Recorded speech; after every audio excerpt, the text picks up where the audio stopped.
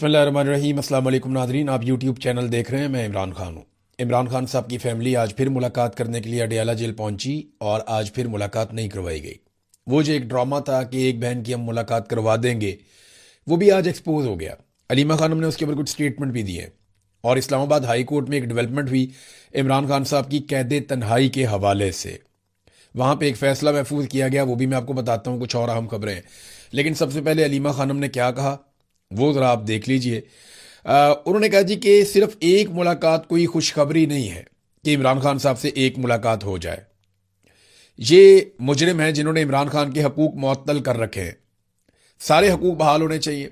यानी सादा उनका मुतालबा ये इमरान खान साहब की फैमिली का, जनाब ये कोई तरीका नहीं है कि आप ये कहें हम एक मुलाकात करवा देते हैं इमरान खान से। भी उसका, इमरान खान का ये कानूनी हक है कि वो हर हफ्ते मुलाकात करें।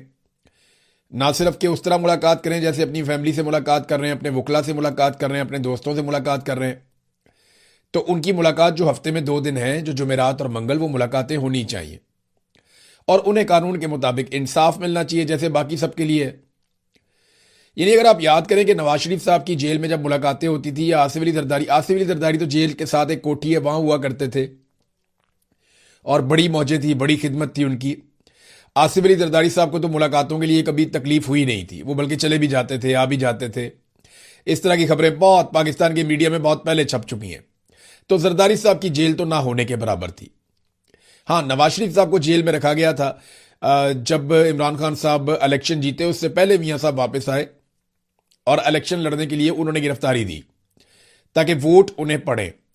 तो वोट उन्हें फिर भी नहीं पड़े, लेकिन मियाँ साहब बाद में डील करके पाकिस्तान से निकल गए। मिलिट्री एस्टेब्लिशमेंट से उन्होंने डील की, बीमारी का बहाना बनाया और पाकिस्तान से बाहर चले गए। लेकिन जितना अरसा मियाँ साहब जेल में रहे, आपको पता है कि फी दिन मियाँ साहब की कितनी मुलाकातें थी? 22 मुलाकातें फी दिन। जब हमने मुलाकातों को दिनों के ऊपर डिवाइड किया तो पता चला कि नवाज शरीफ रोजाना की बुनियाद पर 22 मुलाकातें करते हैं। एक एक दिन में मियाँ साहब 100 लोगों से भी मिले हैं। यानी सहाफ़ी जब मियाँ साहब को मिलने के लिए जाते थे तो 15-15 कॉलम निगार और सहाफ़ी अंदर जाते थे। एक बड़ी कुर्सी लगती थी सोफा नमा, जिसपे मियाँ नवाज शरीफ साहब बैठते थे। एक लंबी ऐसे कतार लगती थी दाएं तरफ, एक कतार लगती थी बाएं तरफ, और दोनों कतारों पे पाकिस्तान के जय्यद सहाफ़ी बिठाए जाते थे। फिर मियाँ साहब उनके साथ बड़ा लंबा एक सेशन करते थे बातचीत का, और ये एक मरतबा नहीं कई मरतबा हुआ। इसी तरह मियाँ साहब की फैमिली मियाँ साहब के साथ ही मौजूद रहती थी। मियाँ साहब के अपने ज़ाती मुलाजमीन वो सबसे पहले सुबह अंदर चले जाते थे और वो मियाँ साहब के साथ साथ खिदमत गुजारों की तरह मौजूद रहते थे हर जगह पे। ये थी मियाँ नवाज शरीफ साहब की जेल। इमरान खान साहब की जेल जो है वो वैसी नहीं हो सकती, तो कम से कम जो कानूनी तौर पर उनको सहूलियत हासिल है वो उन्हें मिलनी चाहिए। अब यही बात उनकी फैमिली कर रही है कि ये क्या बात हुई कि आप एक बहन की एक मुलाकात करवा देंगे, वो बहन बाहर आएगी, वो कहेगी मेरे भाई की ये सूरत हाल है, बाद में बहाना बनाएगी जी इस बहन ने बाहर आके इमरान खान की सूरत हाल बताई, लिहाजा अब हम मुलाकातें ही बंद कर रहे हैं। तो नौरीन न्याजी उन्होंने कहा जी आई हुई है, मुलाकात के लिए इंतजार कर रही हैं। बल्कि वहां पर जो पुलिस मौजूद थी उनको बताया भी कि ठीक है जी जाएं मुलाकात करवाएं नौरीन न्याजी की, जैसा कि वादा किया गया था। तो फिर मुलाकात नहीं करवाई गई। अच्छा, इसमें जो है ना वो अलीमा खानम ने कहा कि मुलाकात के हवाले से कंफ्यूजन पैदा हुई। 19 मई को जब हमारे साथ मेंबरान पार्लियामेंट के काफिले को 26 नंबर पर रोका गया तो वहां मोहसिन नकवी बार बार राब्ता कर रहा था कि आज आप ये खत्म कर दें, हम मुलाकात करवा देंगे। इसके जवाब में मेरा मौक़िफ़ ये था कि ये मुलाकात नहीं करवाएंगे, ये झूठ बोल रहे हैं। फिर कहा गया नौरीन न्याजी जेल सुपरिटेंडेंट को दरखास्त दें तो मुलाकात हो जाएगी। उन्होंने कहा हमारे पास तो अदालत का ऑर्डर है, दरखास्त की क्या जरूरत है, आप हमारी मुलाकात करवाएं। तो मोहसिन नकवी कह रहे थे, और फिर उन्होंने ये भी कहा कि मैं 2 हफ्ते तक के लिए मुआखर भी कर सकता हूं केस और ये और वो। वैसे मोहसिन नकवी करने को कुछ भी कर सकते हैं, आसिम मुनीर साहब के साथ अजीजदारी है, ताल्लुक बेहतरीन है, तो मोहसिन नकवी तो कुछ भी कर सकता है। पाकिस्तान के स्याह और सफेद का मालिक है, और यही पाकिस्तान की किस्मत है आज तक कि मिलिट्री एस्टेब्लिशमेंट का सिक्का चलता है और उनके आसपास जो लोग हैं वो दिनों में कहां से कहां पहुंच जाते हैं। वरना मोहसिन नकवी के लेवल के, बल्कि इससे बहुत बेहतर लेवल के आदमी पाकिस्तान में पूछता ही कोई नहीं है। लेकिन यहां क्योंकि रिश्तेदारी है आर्मी चीफ के साथ, ताल्लुकदारी है आर्मी चीफ के साथ और एक लंबा रिलेशन है, तो उसकी बुनियाद के ऊपर आप देखें ना, चेयरमैन पीसीबी बन गया, निगरान वजीर आला बन गया, 1 साल वो भी रहा, फिर वजीर दाखिला भी बन गया, अब डिफेक्टो वजीर खारजा भी बना हुआ है। तो सारा कुछ मोहसिन नकवी को दिया आसिम मुनीर साहब ने, लेकिन बदले में मोहसिन नकवी ने क्या दिया वो पता चलेगा, वक्त बताएगा कि तारीख के अंदर किसको क्या लिखा जाता है। फिर वो कहते हैं जी हमें ये बताया गया है कि इनका इरादा है कि एक बहन की मुलाकात करवाएं और जब वो बाहर आकर इमरान खान का कोई पैगाम दे तो 6 महीनों के लिए इमरान खान को फिर कैद तन्हाई में डाल दें और ये कहें जी हमने तो मुलाकात करवा दी थी। जनाब, इमरान खान साहब को उनके आईनी और कानूनी हकूक मिलने चाहिए और जिद्दोजहद इस बात के लिए होनी चाहिए, उनको डॉक्टरों तक रसाई होनी चाहिए, उनके अपने डॉक्टर जाएं, जाके इमरान खान को चेक करें और बाकायदा उनका ठीक तरीके से इलाज करवाया जाए। वो साबिक वज़ीर आज़म है पाकिस्तान के। तो ये तो नाजरीन इमरान खान साहब की मुलाकात का मामला है। अब जरा आप देखिए कि अदालत में क्या हुआ। सलमान सफदर साहब ये जो केस है अदालत के अंदर चल रहा है उसमें दोबारा पेश हुए कि जी कैद तन्हाई में आपने क्यों रखा हुआ है बुशरा बीबी को भी और इमरान खान को भी।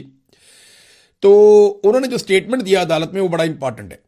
सलमान सफदर ने अदालत को बताया कि इमरान खान साबिक वज़ीर आज़म है, 74 साल के हैं, उनकी टांग में गोली लगी है और एक आंख की नजर ज़ाया हो चुकी है। जेल में कैद तन्हाई में रखा गया है, कोई ट्रायल कोई मुलाकात नहीं हो रही, टीवी नहीं है, कोई इंसानी राब्ता नहीं है। इमरान खान ने मुझे खुद बताया कि उन्हें 22 घंटे और बुशरा बीबी को 24 घंटे कैद तन्हाई में रखा जाता है। 7 महीने से जायद कैद तन्हाई एक बड़ी खौफनाक बात है। दिसंबर 2025 को आखिरी मीटिंग हुई थी इमरान खान से। दोनों बीमार हैं, कई बार जेल से बाहर अस्पताल ले जाया जा चुका है, दोनों की आंखों की सर्जरी हो चुकी है। सिर्फ एक बार तसव्वुर करें कि जिस शख्स की आंख की सर्जरी हुई हो और उसे मुसलसल कैद तन्हाई में रखा जा रहा हो तो वो दीवार में जाकर टकरे ही मारेगा। हमें सर्जरीज का कोई एक मेडिकल डॉक्यूमेंट भी नहीं दिया गया। अदालत आईजी जेल खाना जात को तलब करे, ये सुपरिटेंडेंट ऑफ जेल के बस की बात नहीं है। अदालत मेडिकल का मुकम्मल रिकॉर्ड भी तलब करे। ये जो है ना जेलर शेलर, सुपरिटेंडेंट ऑफ जेल, ये आईजी जेल खाना जात, ये सारे जेलों में ही जाएंगे। ये जिस वक्त पाकिस्तान की काया पलटनी है ना तो बेशुमार लोग जो जेलों में जाने ना उसमें इस किस्म के सहूलतकार भी जेलों में जाएंगे और ये बड़े आराम से कहेंगे जी हमें तो जनाब कर्नल साहब कहते थे, हमें जनाब फलाना कहता था।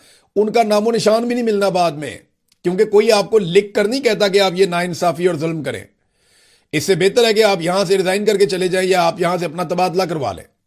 लेकिन मर्जी है, ये अपने आप को खुद ब्यूरोक्रेसी, पुलिस, ये सारे लोग अपने आप को खुद पेश करते हैं सिस्टम की खिदमत के लिए कि जनाब हमसे काम करवा लें और बस हमें माफ कर दें, हम जो करप्शन करते हैं, कोई 2 नंबरी करते हैं तो उसके ऊपर आप नजर ना डालें। तो नाजरीन, ये खादिम हुसैन सुमरू साहब की अदालत के अंदर इस्लामाबाद हाई कोर्ट में ये मौक़िफ़ इख्तियार किया पाकिस्तान तहरीक इंसाफ के वकील ने या इमरान खान साहब के वकील ने। अब उसमें जो जज साहब हैं उन्होंने फैसला महफूज कर लिया इन दरखास्तों के ऊपर और जज साहब ने रिमार्क्स दिए कि नैब मुकदमात में कैद तन्हाई नहीं होती। मैंने दोनों फैसले देखे हैं, कैद तन्हाई की कोई सजा नहीं है। पहले यह तय करेंगे कि दरखास्तें काबिल समात हैं या नहीं है। अगर दरखास्तें काबिल समात करार पाई तो फिर जेल हुकाम को नोटिस जारी करके तलब कर लेंगे। तो ये नादरीन यहां पे आके मामला रुक गया।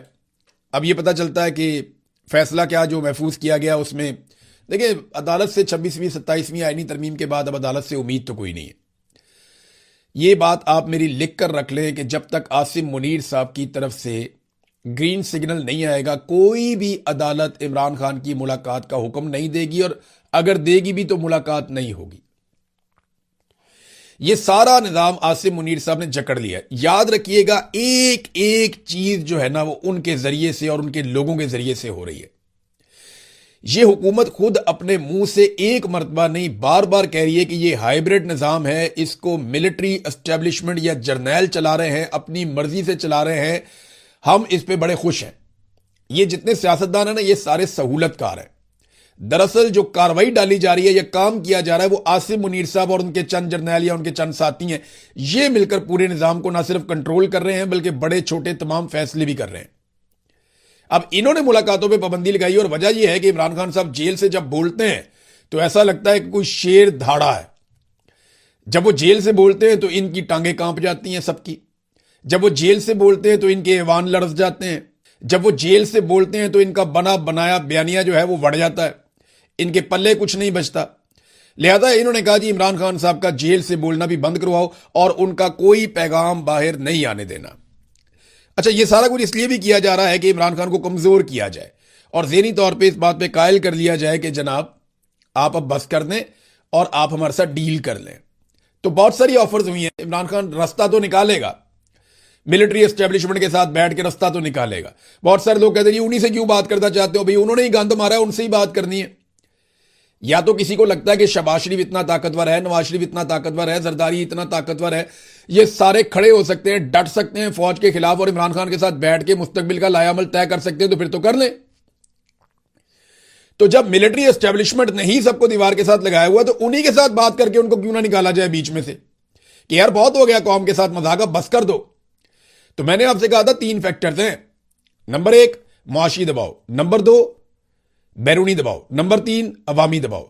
मुआशी दबाव से ये निकल नहीं पा रहे और बाकी दोनों दबाव अभी तक नहीं बन पाए। पाकिस्तान तहरीक इंसाफ कोई तहरीक चलाती हुई तो दिखाई दे नहीं रही। जिन लोगों ने तहरीक चलानी थी वो जेलों में हैं। यास्मीन राशिद साहिबा के हवाले से उल्टपटांग किस्म की खबरें आई। कुछ लोगों ने खबर छाप दी कि खुदा न खास्ता उन्हें कुछ हो गया जेल के अंदर। ऐसा नहीं है, ये खबर झूठी है। वो बहुत बहादुर खातून है, उन्होंने बहुत मुकाबला किया है और मुस्कुराते हुए मुकाबला किया है। 2 मरतबा उन्होंने कैंसर को शिकस्त दी है और जितनी बड़ी बीमारी से वो गुजरी हैं, इसके बावजूद जिस तरह वो कभी बैठी नहीं, वो चलती रहती हैं, हमेशा वॉक करती रहती हैं, अपने आप को एक्टिव रखती हैं।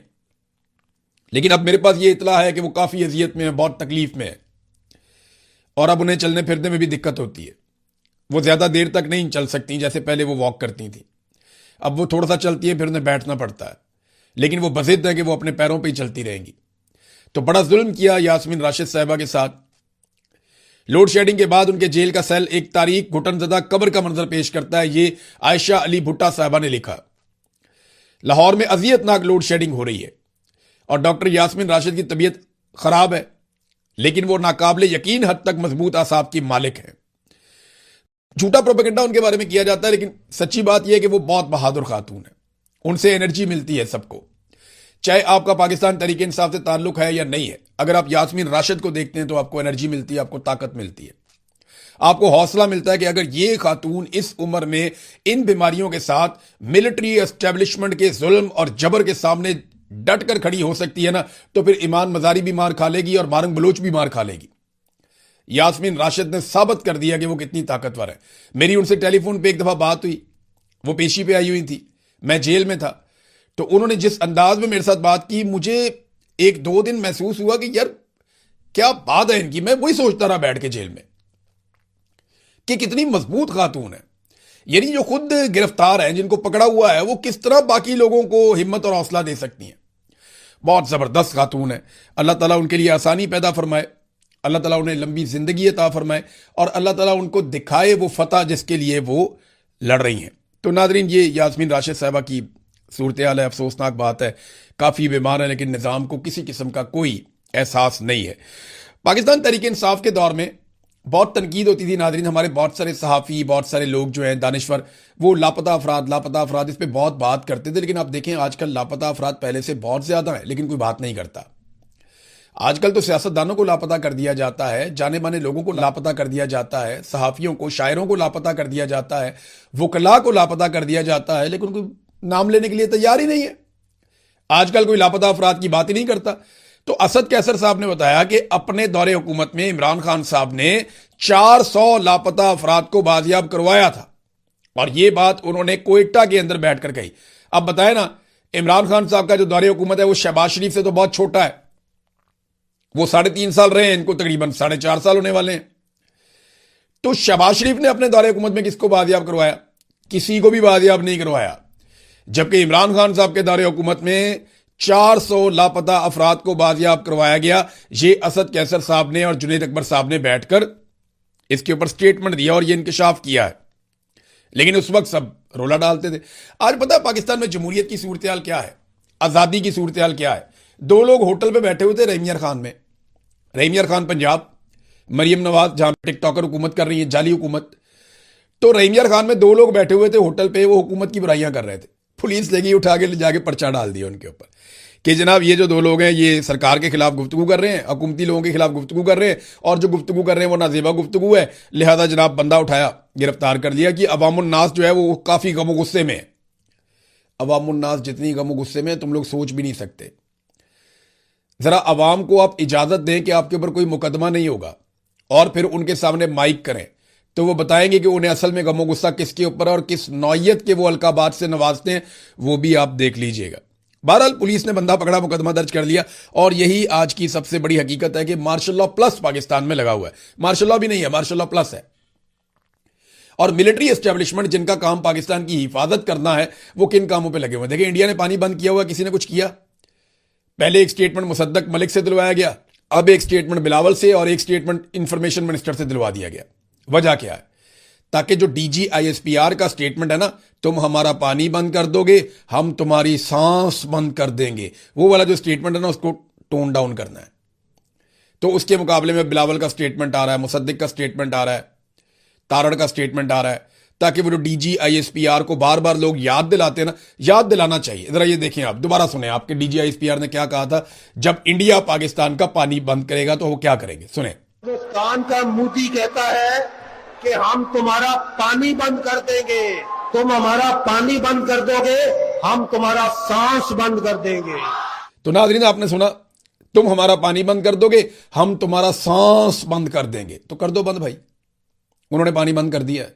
राणा सनाउल्लाह ने भी गवाही दे दी है, बिलावल ने भी गवाही दे दी है, मुसद्दिक ने भी गवाही दे दी है, तारड़ ने भी गवाही दे दी है। इंडिया से पानी खुलवाए, आपके बड़े ताल्लुकात है दुनिया में। आप बोर्ड ऑफ पीस में बैठ गए, ट्रंप के कहने के ऊपर जाके नेतन्याहू के साथ आपने ज्वाइनिंग दे दी, आप उसके साथ जाकर बैठ गए। आपने अमन के नोबेल इनाम के लिए डोनाल्ड ट्रंप जैसे बंदे को आपने नामजद कर दिया, जिसने मेनाब में 168 बच्चियों का कत्लेआम किया। आपने ट्रंप के बयान के बाद अफगानिस्तान के ऊपर हमले कर दिए। आपने अमेरिका की हर सतह पे सहूलतकारी की। अब इतने ताल्लुकात बनाए तो थोड़े से पाकिस्तान के लिए भी इस्तेमाल कर दें कि अपनी हुकूमत बनाने के लिए आपने इस्तेमाल करने और बचाने के लिए इस्तेमाल करने, या सारे ताल्लुकात इमरान खान से बचने के लिए आपने इस्तेमाल करने हो, पाकिस्तान को बचाने के लिए, पाकिस्तान का पानी बचाने के लिए भी थोड़ा सा ताल्लुक इस्तेमाल कर लें। जो आपने बनाए हैं डोनाल्ड ट्रंप के साथ, बोले उनको इंडिया से पानी खुलवा कर दें, बातचीत करें इंडिया के साथ बैठ के। मैं जंग करने की तो बात ही नहीं कर रहा, वो तो सूट ही नहीं करती, ना इंडिया को सूट करती है ना पाकिस्तान को सूट करती है। मैं हमेशा से जंग का मुखालिफ हूं। मैं कभी नहीं चाहता कि पाकिस्तान और इंडिया की जंग हो, हमेशा से मैं इसका मुखालिफ हूं। मैं चाहता हूं दोनों मुल्कों के अवाम करीब बैठ के बातचीत करें। और ये जो फौज के ऊपर अरबों खरबों रुपया खर्च कर रहे हैं, एक पागलपन का शिकार है, हथियार पे हथियार, हथियार पे हथियार, वो भी बनाते जा रहे हैं, हम भी बनाते जा रहे हैं। इन खर्चों को कम करके अवाम की फलाह बहबूद के ऊपर लगाएं। देखें यूरोप कहां से कहां चला गया, अमेरिका, बरतानिया, दुनिया कहां से कहां जा रही है। उन्होंने अपनी इकोनॉमीज खड़ी की हैं। हम जनाब अपने सिर्फ एक एक इदारे को खड़ा कर रहे हैं जनाब, पैसा वहां खर्च करते जाओ करते जाओ करते जाओ। तो दिफा बहुत जरूरी है, लेकिन बाकी चीजें भी जरूरी हैं। तो इंडिया के साथ बातचीत करें, जंग के बजाय अमन के साथ बैठे, टेबल के ऊपर लॉजिकली बात करें, उन्हें कायल करें, उनके ऊपर दबाव आप बढ़ा सकते हैं, उनके ऊपर दुनिया भर से आप उनके ऊपर दबाव बढ़ा सकते हैं। लेकिन यहां आवाज उठाने को तैयारी कोई नहीं है, बात करने को तैयारी कोई नहीं है। सारा इन्फ्लुएंस इस्तेमाल करना है जनाब। इमरान खान को जेल में कब तक रखा जा सकता है? इंडिया ने पाकिस्तान का पानी रोक लिया, उसके ऊपर कोई कुछ करता ही नहीं है, कर ही नहीं रहा। नाजरीन, जो बजट बनाया ना जिन लोगों ने, अब ये बजट का क्योंकि महीना था तो जाते जाते आपको खबर दे दें, आज 30 तारीख है, आखिरी तारीख इस महीने की। तो जिन लोगों ने बजट बनाया था ना, उन्हें 6-6 तनख्वाहें दे दी गई वफाकी हुकूमत की जानिब से। और पंजाब में भी जिन महकमों ने बजट बनाया, महकमा कानून, पंजाब असम्बली का महकमा, बजट साजी के अंदर जो जो शामिल है, मुतल्लिका महकमे, अब 90 इशारा कायदे आज़म जहाँ मरियम नवाज का दफ्तर है, इन सारों के लिए भी 4 माह की आज़ादी तनख्वाह का ऐलान कर दिया गया। क्यों? ये लोग पहले बगैर तनख्वाह के काम कर रहे थे, या इन्होंने बजट बनाने के दौरान कोई ऐसा काम किया जो इनको नहीं करना था? भाई ये तनख्वाह लेते हैं, अपना काम करते। मैं देखें, ये गरीब मुलाजमीन है, मैं नहीं चाहता कि मैं इनके बारे में कोई ऐसी बात करूं, लेकिन आप समझे जो बाकी हैं उनका क्या कसूर है? भाई ये जो काम कर रहे थे उसकी तनख्वाह ले रहे थे ना, इन्होंने तनख्वाह ली, अपना काम किया। अगर बहुत अच्छा काम किया, आप इनको बोनस दे सकते हैं, आधा एक बोनस दे सकते हैं, फिर आप पूरे सूबे को दें ना, पूरे मुल्क के सरकारी मुलाजमीन को आप दें, ताकि सरकारी मुलाजमीन जो है उनके साथ एक जैसा सलूक हो। बाकी महकमों में भी लोग काम कर रहे हैं, पुलिस में भी काम कर रहे हैं, डाकखाने में भी काम कर रहे हैं, अस्पतालों में भी काम कर रहे हैं, सफाई सुथराई का भी काम कर रहे हैं, हाउसिंग में भी काम कर रहे हैं, जंगलात में भी काम कर रहे हैं, वाइल्ड लाइफ में भी काम कर रहे हैं। तो बेशुमार महकमों के अंदर बेशुमार लोग काम कर रहे हैं। तो आप सिर्फ जनाब इनको 6-6 तनख्वाहें आप इजाफी क्यों दे रहे हैं? क्या कोई चोरी का सामान जाए जिसको आपने इधर से उधर करवाया इनसे? कोई 2 नंबरी करवाई है आपने इनसे? ये तो बादशाहत वाला एटीट्यूड है और ये सूट नहीं करता। यानी ये तनख्वाह लेकर एक आदमी काम करे, इनकी तनख्वाहें जो है 6-6 तनख्वाहें हम इनको ज्यादा दे रहे हैं। क्यों दे रहे हैं? मैं इसकी मुखालफत इसलिए भी नहीं कर सकता ज्यादा कि गरीब मुलाजमीन है बेचारे, लेकिन मेरा यह मानना है कि बाकियों का क्या कसूर है?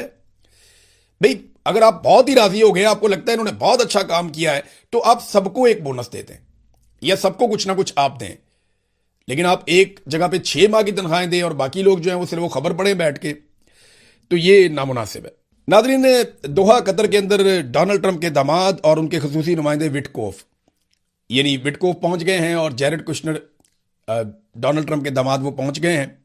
ईरान से कोई टेक्निकल वफद जाएगा मुलाकात करने के लिए, लेकिन अभी तक कुछ चीज़ें तय नहीं हुई। जैसे ही मामला आगे बढ़ता है तो मैं आपके साथ शेयर करता हूं। अब तक के लिए इतने, अपना ख्याल रखिएगा, अपने इस चैनल का भी। अल्लाह हाफिज।